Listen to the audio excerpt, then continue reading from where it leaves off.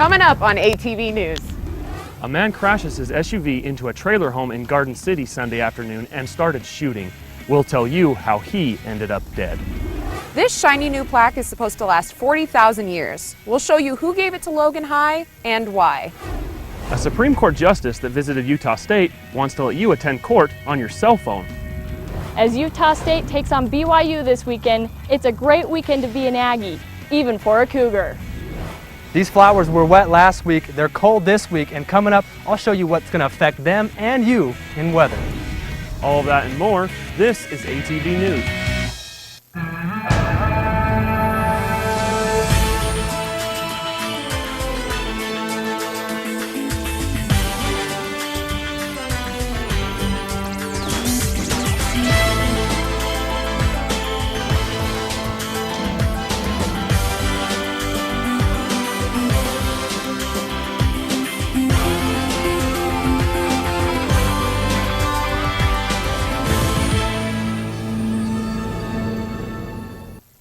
Welcome to ATV News. I'm Brian Petty. And I'm Alex Zelliner.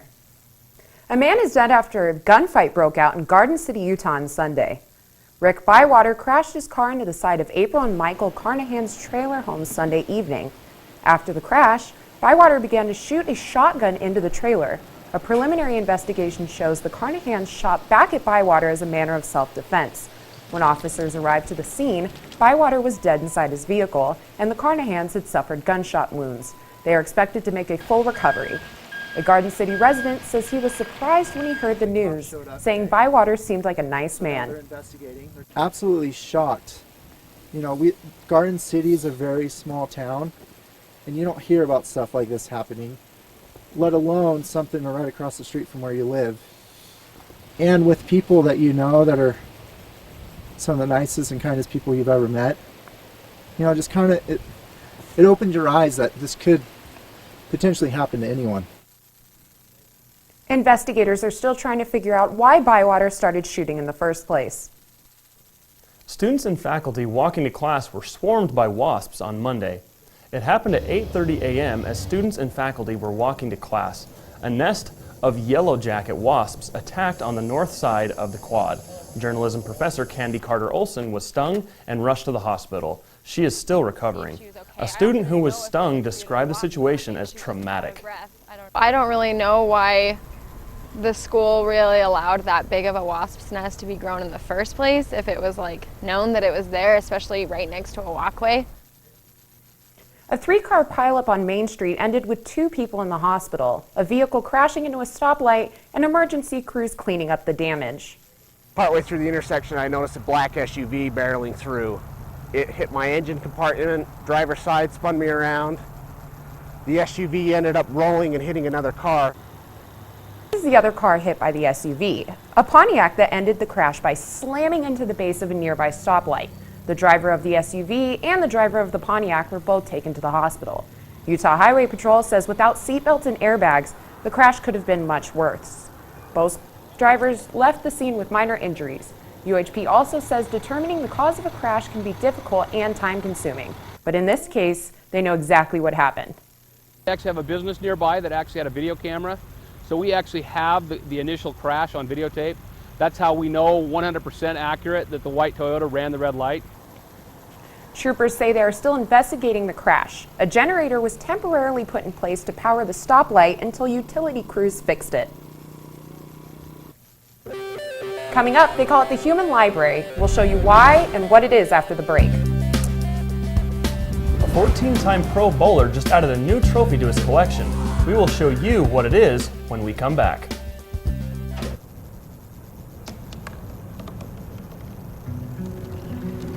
They said I couldn't dream. Called me a piece of trash and swore that's all I'd ever be.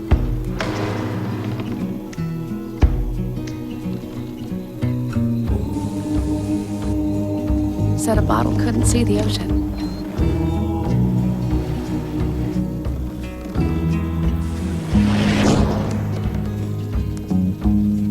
Give up. Go back to the dumpster. But I didn't listen.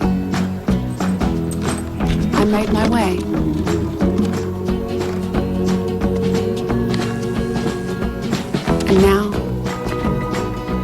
what I've always wanted to be.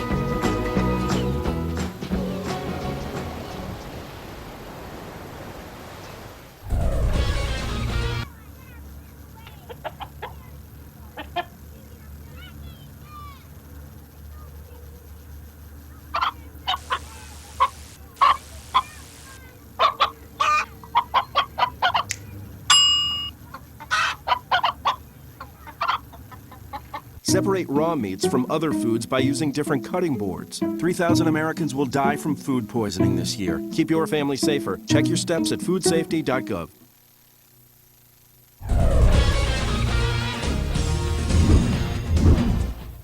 Welcome back to ATV News. What if you were able to go to court on this? Utah Supreme Court Justice Himonas came to campus to talk about his new idea. Justice Himonas told USU students about a new app he thinks will make going to court more affordable. Justice Himonas says this new app allows you to see your scheduled court date and the lawyers available to help you, eliminating the hassle of physically going to court.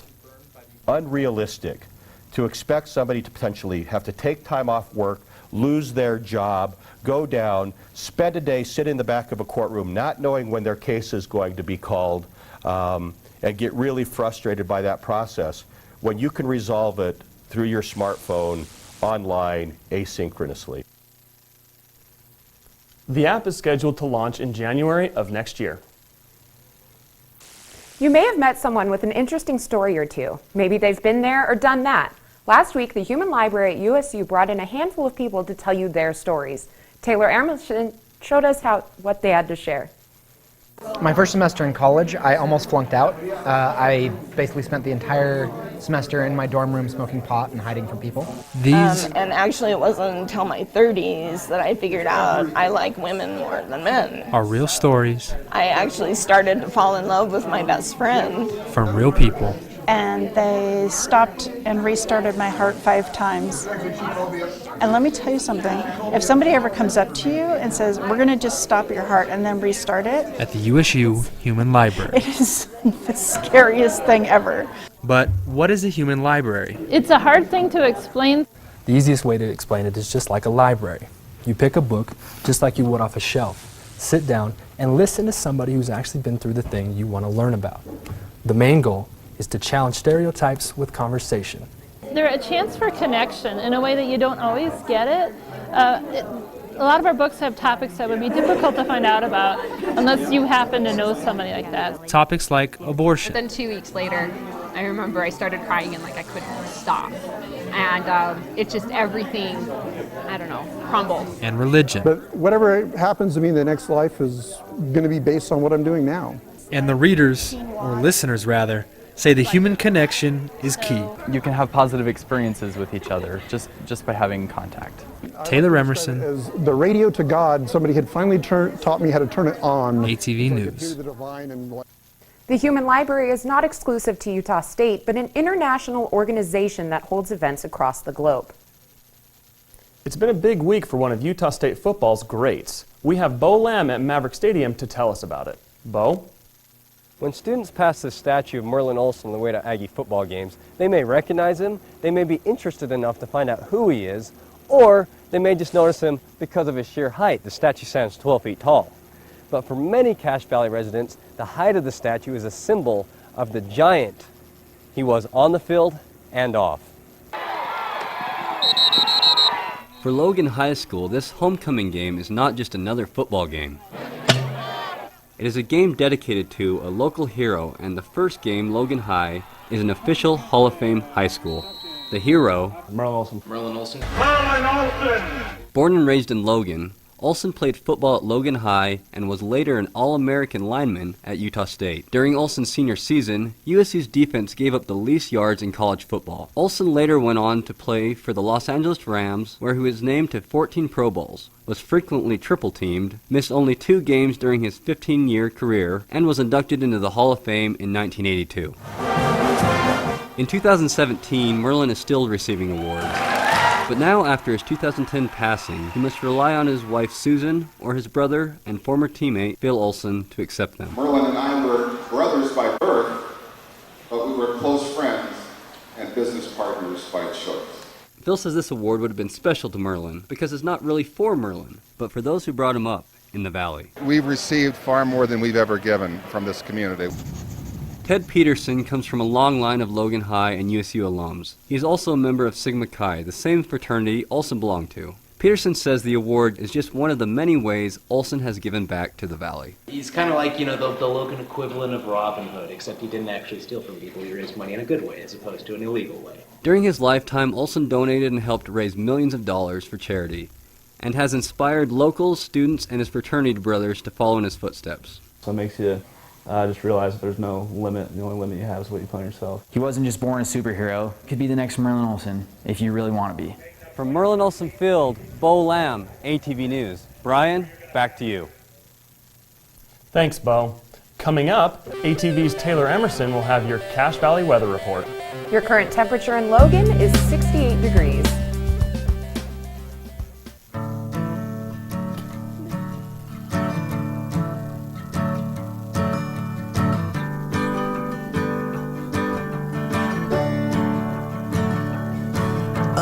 Listen now, can you hear the bluebirds?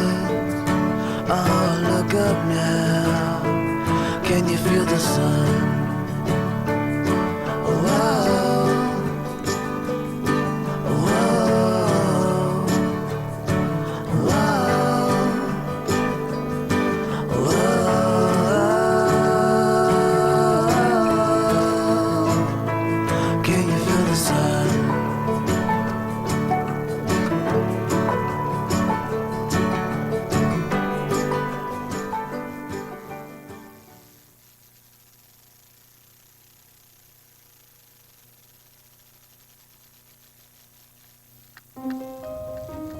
You make me wear my bike helmet.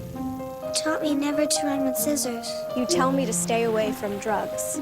To always buckle my seatbelt. And to follow the swimming rules. You're always looking out for me and trying to keep me safe. So why do you keep a loaded gun in your drawer? Here in the garage. Closet. Sugar box under the bed. Where anyone can get to it. How safe is that? How safe is that? How safe is that? You asked them to follow some safety rules. Now they're asking you. In fact, they're counting on you. Never let your gun get into the wrong hands. If you own a firearm and are not using it, please be responsible and be sure that it's stored in a safe place. Remember, always lock it up. For more information on firearm storage safety, visit ncpc.org.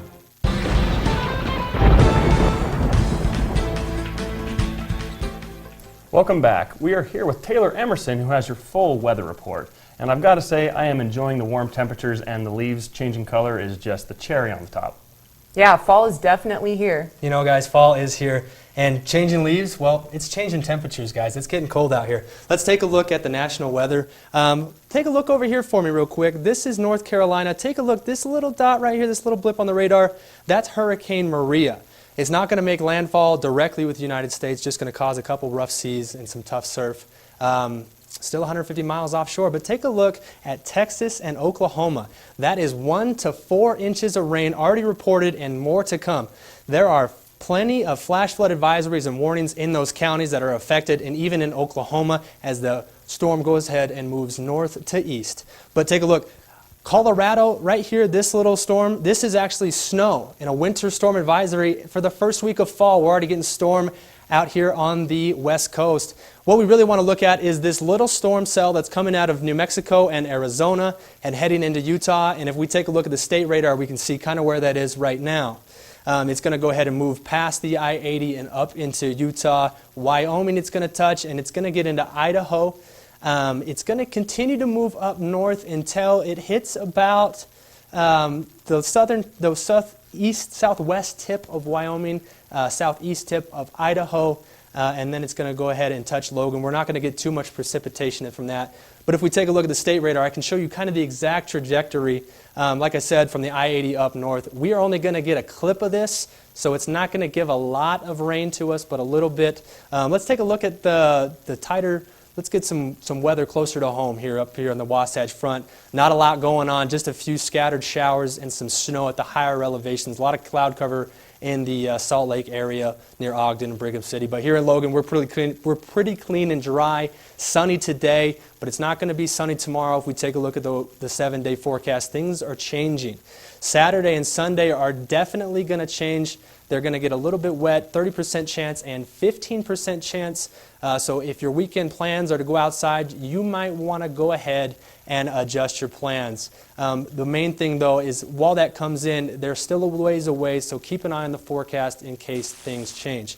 The great thing, though, is Monday and Tuesday we're going to clear out. We're going to rise temperatures because right now there is a cold front sitting atop of Idaho that is making our temperatures settle down and get a little cold as we enter into fall. But Monday and Tuesday, that's going to go ahead and raise out of the valley along with the weather, and we're going to get some warmer temperatures, and it's going to be nice and sunny the rest of the week that week. So a good start to your week then. Right now, Wednesday, Thursday, and Friday, 66, 66, and 67. Some cool, mild temperatures right now. You may need a jacket, may need a light North Face, who knows. But as we see, 43, 44, and 46 are your lows. It's getting chilly. And then 41 and 39. So we're getting cold. So everything is looking it's getting deeper into the cold front, and we're getting into some weather coming up, a little bit of rain in the forecast. But like I said, good start to your week Monday and Tuesday. So it's looking good. Some things aren't really supposed to change. Just keep an eye on that forecast. But you know, guys, it's coming. We're going to keep an eye on it. 30 and 15 is not a lot. That's a slight chance of rain. So we'll see what it does for our weekend. Yeah, I was planning on doing something outdoors for the weekend, but that rain could definitely change it. Is that rain going to affect sports at all? I don't think so, guys. I think it's going to be a great weekend for BYU versus USU. When we come back, what did one former Cougar have to say about playing for the Aggies now?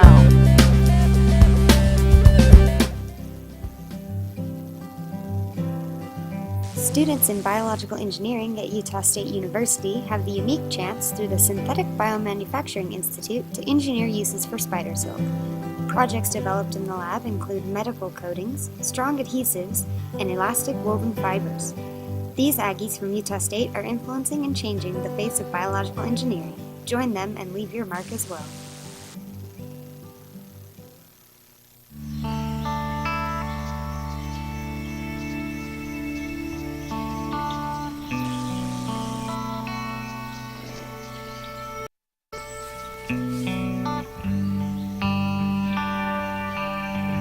This is the moment I knew. His future had no boundaries. There are some moments only the forest can inspire. Find yours at discovertheforest.org. You can say with me, imagine what you'd see if every child had a book to read. So the mission is for us to get a book to each and every child. So let's join hands, book people unite, unearth hidden passion. Come on, we'll have a good time. One book can be the first family, helps to change a life. Book people unite. Read to a child today and spark a lifetime of ambition. At the Utah State Journalism Department, we can't offer you a cool press hat. We can't offer you a spot on a blooper reel. We can't offer you easy A's. We can't offer you time off. We can't offer you ridiculously dramatic music playing in the background, or even my British voice. What we can offer you is an education that leads to a job that makes a real difference.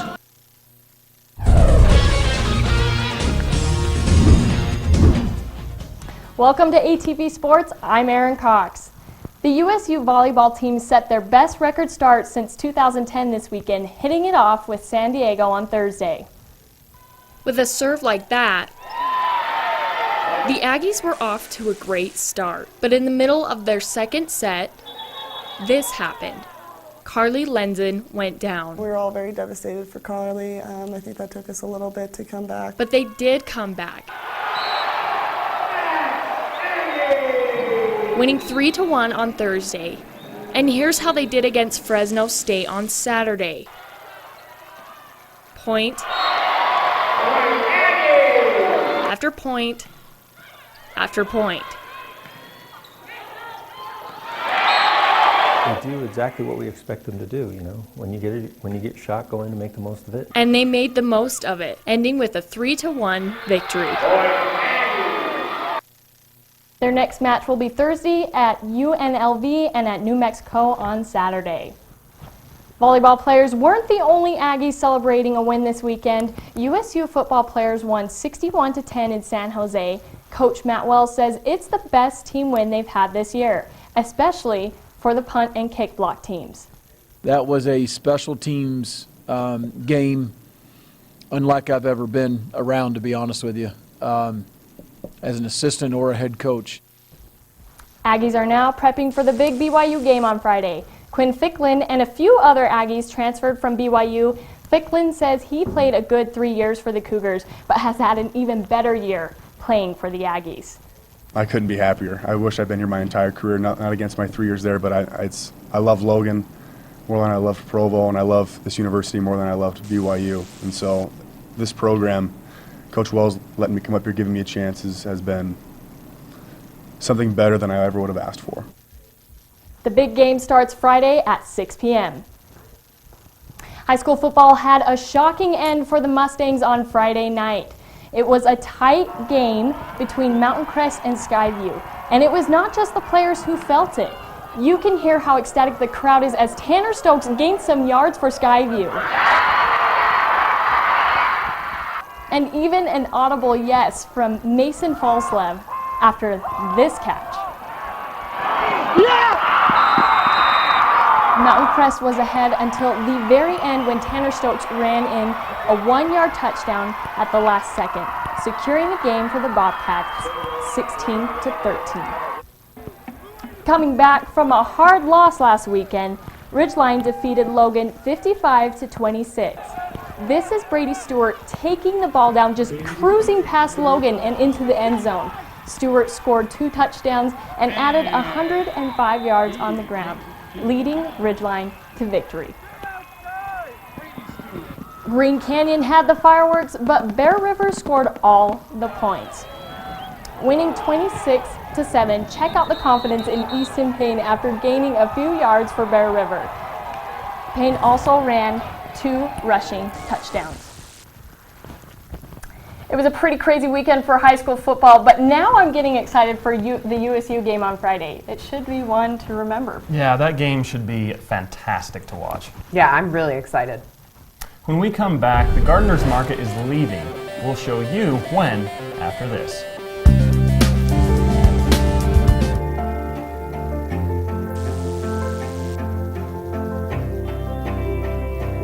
Body language can tell you all sorts of things.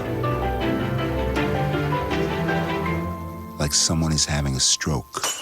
Know the sudden signs. Learn fast. Face drooping, arm weakness, speech difficulty. Time to call 911 and get them to a hospital immediately. Learn the body language and spot a stroke fast.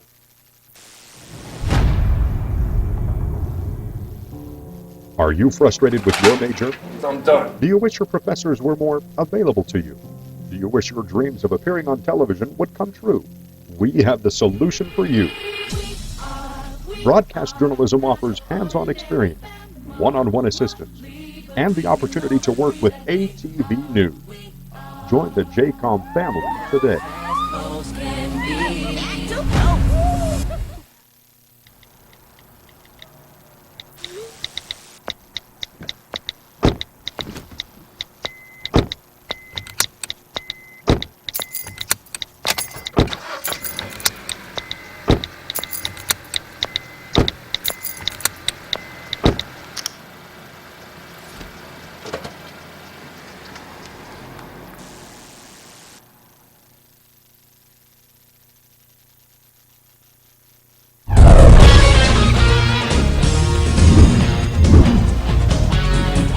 We're back here with ATV News. Cache Humane Society hosted their annual Bark in the Park this weekend, and I went to check out what was up with the pups. Whether you had 2 legs or 4, Bark in the Park had something for everybody. My dogs are having a good time. Everybody else's dogs are having a good time. I don't think anybody's had any trouble, so. But it took a lot of volunteer hours to make the event run smoothly. 15 people who put in 20 hours apiece. over the weekend. And their efforts help the event grow. I think we have an even bigger turnout this year than last year, and we just hope to keep growing. They think future growth will come out of more people finding out about it. I'm not sure that all the folks we would like to know about it, but the people who do seem to like it. This is just a great chance to get animal lovers together and share information with them on what we can do as a community to make it an even better place for pets. Park in the Park is a really good way to show off Valley View Dog Park behind the Cache Valley Humane Society, where guys like this could come hang out and have fun. We're just trying to raise awareness for everything we have here. You know, the dog park, they'd like to get the community out to enjoy what we have here and take home a dog too. One dog ready to be taken home is this Hurricane Harvey rescue dog, Babe. With live music and dog training exercises, Bark in the Park was definitely a dog day afternoon. That's exactly what we had hoped it would be. If you want to make sure you don't miss next year's Bark in the Park, check out our Facebook page. If you've ever wondered where you can go and get fresh produce, this is the market you've been looking for. Would you like to buy some mushrooms today? These fresh produce shoppers are gathered on the steps of the old Logan Courthouse and are walking through the Cache Valley Gardeners Market. Every Saturday is when you can come and find fresh vegetables, fruits, and honey from local beekeepers, and even wild Alaskan seafood. You can also find other snacks such as kettle corn and shaved ice. Plus, it's good for the gardening community. Grab a pumpkin. It's a good community, and we can make a little bit of money. Grab a pumpkin. The Gardeners Market will be held every Saturday from 9 a.m. to 1 p.m. until the 21st of October. If you head up to Porcupine Reservoir this week, you will get to see a true wonder of nature. Chaz Ricks got to see for himself. These Edith Bowen Elementary students are taking a field trip to watch the kokanee salmon migration from Porcupine Reservoir to their spawning grounds in Cinnamon Creek. It gets them out of the classroom, gets them to experience some real life stuff. It's just a really cool experience for the kids. First of all, it's something not a whole lot of people get to see. Gets their excitement up. Let's go push down by that waterfall. It's better to get kids outdoors to help them learn. The campgrounds surrounding Cinnamon Creek are private property and owned by the LDS Church, but this year the missionaries have let hundreds of people in to watch. The missionaries say that if you do come to watch the salmon run, don't throw rocks in the water, leave your fishing pole and your nets at home, and don't bring your dogs. They'll only stress out the fish even more. Dave Baumgardner, a retired member of the Forest Service, says the salmon's bodies are under a lot of stress from traveling upstream. They usually go back to the same spot they were hatched when they mature and begin their fall spawn. They turn orange. Normally in the reservoir they're silver. Their bodies deteriorate as they go through the spawn, and eventually it weakens them to the point where they pass away. Dave says watching these is a rare opportunity.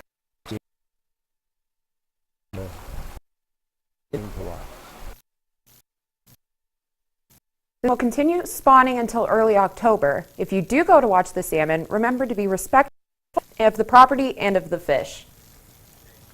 Well, it looks like there's a lot going on all around Cache Valley, and I'm looking forward to the Utah State game, that is for sure.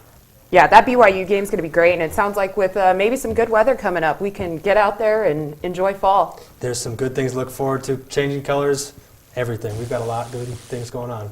Okay. Thank you for joining us on this edition of ATV News. Make sure you go like and check out our Facebook page. Make sure you stick around for our credits. Have a great day, Aggies.